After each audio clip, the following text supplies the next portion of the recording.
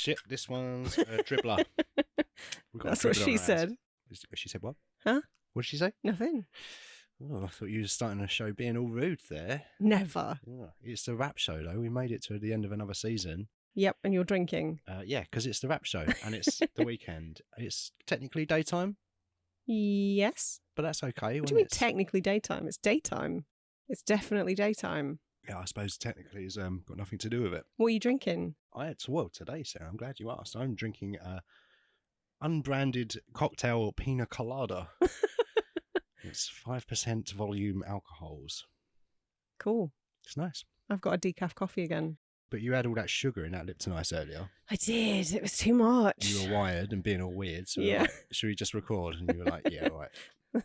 I need to expend this excess energy somewhere. But it's the end of another one. So it's season 11 this time. Mm-hmm. Wow. Yep. I say it every time, but they are absolutely flying by now. Mm. This was your season? Yep. You're back onto the odd number seasons now. And you chose the theme of drugs, which carried with it an awful lot of baggage, I guess, didn't it? In some of the heavy film choices. I mean, you can say that about most of my seasons, though. You can. There's always some bleak shit in there. Yeah, I'm surprised that there wasn't as much incest in this season as there has been in other seasons. Right? Yeah. Only one incidence. Only one. And that's not on me, that's on Gaspar Noé. Yeah. I blame everything on Gaspar Noé, I think. Climate change, Gaspar Noé. Yeah. It's all the neon he uses in his films. Heating up the goddamn planet. With all those neon signs. Yeah. Yeah. On that subject, what was the lineup, Sarah? What did you start with? And I have to remember them all. Good Lord. So we started with Trainspotting. Yeah. Then I believe we went on to Synchronic. Our first Benson and Hedges. Benson and Hedges. Benson, Moorgate, Benson. Moorhead and Benson. Moorhead and Benson. Then Lambert and Butler. What was number 3? Go. Oh, of course it was. Yeah. That tour de force performance from Desmond Askew there. All time. Should have got an Oscar nom. Yeah. Oh, God. Then Climax. The midway point. Yeah, of course. Then was it Brokedown Palace? Yep. Then Pineapple Express. Yep. Requiem for a Dream. Yes. And Fear and Loathing. And we finished on Fear and Loathing, yeah. Yes. So quite a lineup there. You tried to spread out the because it's something you always do, isn't it? You try to I tried to mix up the emotional devastation with some stoner humour. Yeah.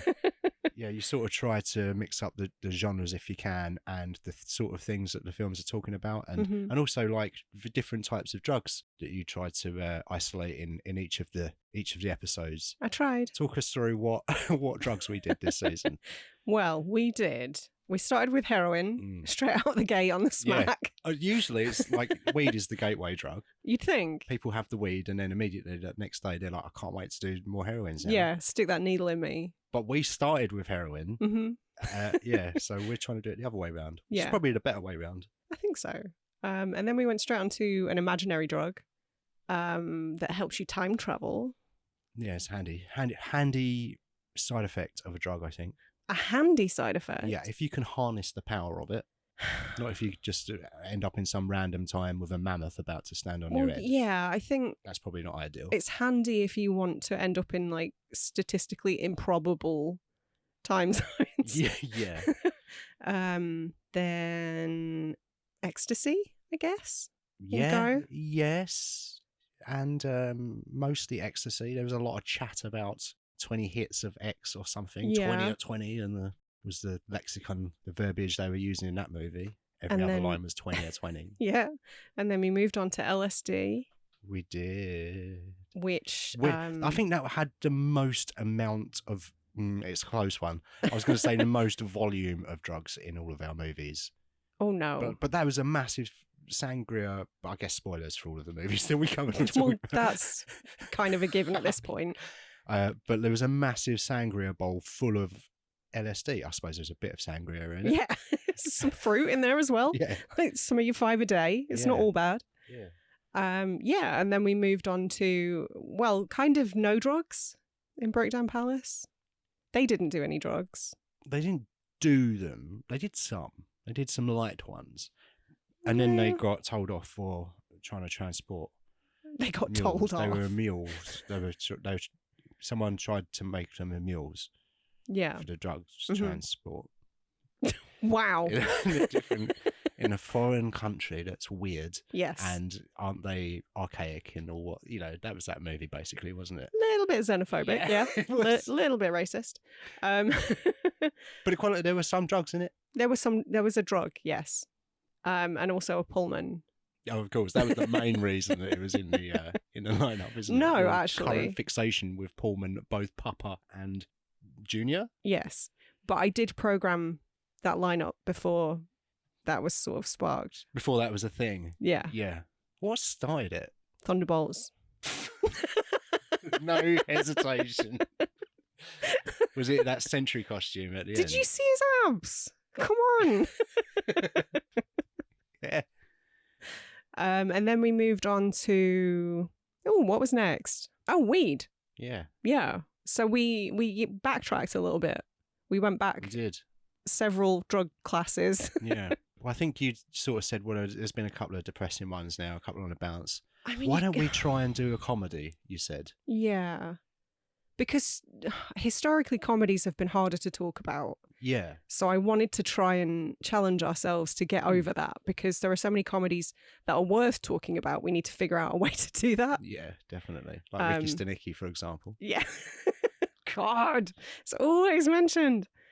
Yeah, I mean, it didn't go over brilliantly. You didn't love that one, but it's impossible to do a drug season without putting a stoner comedy in there. There had to be one. And I suppose that is the most, if you're going to do a stoner comedy, and maybe we'll cover another stoner comedy at some point, but if, in all honesty, it might be the only stoner comedy I think it might be a one and done, yeah. So probably do the one that was most successful, that hit $100 million or whatever and wanted a sequel to. Wild. And was just a bit sort of mediocre. Well, I liked it. It was fine. And then we moved on to prescription drugs and also a multitude of other street drugs, mostly heroin. I think so. There's quite a lot of heroin this season. Yeah. And then we did everything under the sun. Yeah. Mescaline, cocaine, ether, adrenochrome. Yeah, oh my God. Weed. Literally everything. Yeah.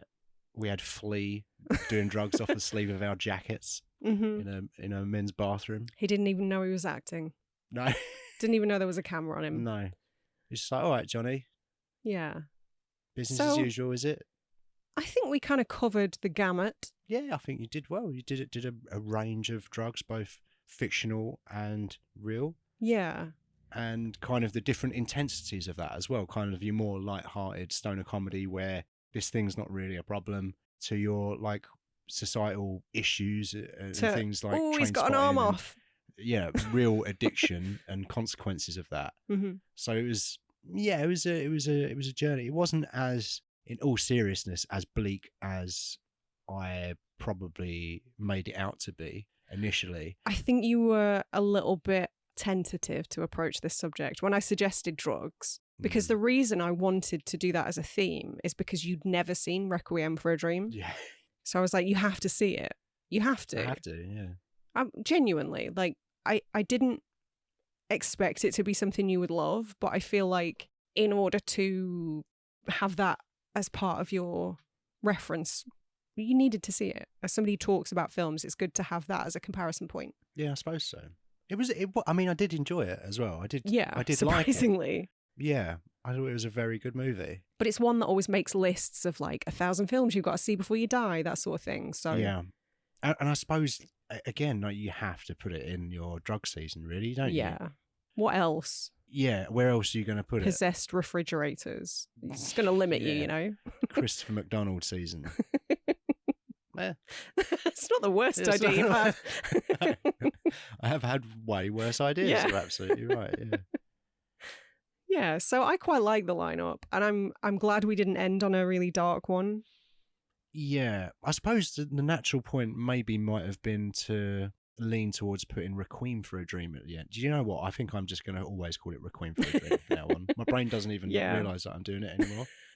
That is what it's called. I suppose that, I don't know, I might have been tempted to end on that had I was programming that in, which would have been unlikely, but we'll get to that later. Probably would have chosen to end on that, but I'm glad that you did end on Fear and Loathing. It was a nice way to go out because, as you pointed out, that we went through all of the different types of substances and different sort of intensities of addiction and that sort of thing, and we ended on just a couple of guys that are doing everything and just completely like 3-day complete blowout, no sleep, every single drug you can think of, just going absolutely insane. So it felt like a good blowout.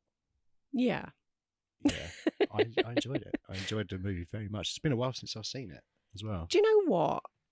I'd convinced myself I'd only seen it once, but when we watched it, it was so very familiar. So I think I must have seen it a few times. Yeah. And just forgotten. It's visually very striking, though, isn't it? It's it's very memorable. It's very distinct and I think unique in its perspective, both thematically and how it's shot as well. It's got a very specific thing that it's doing.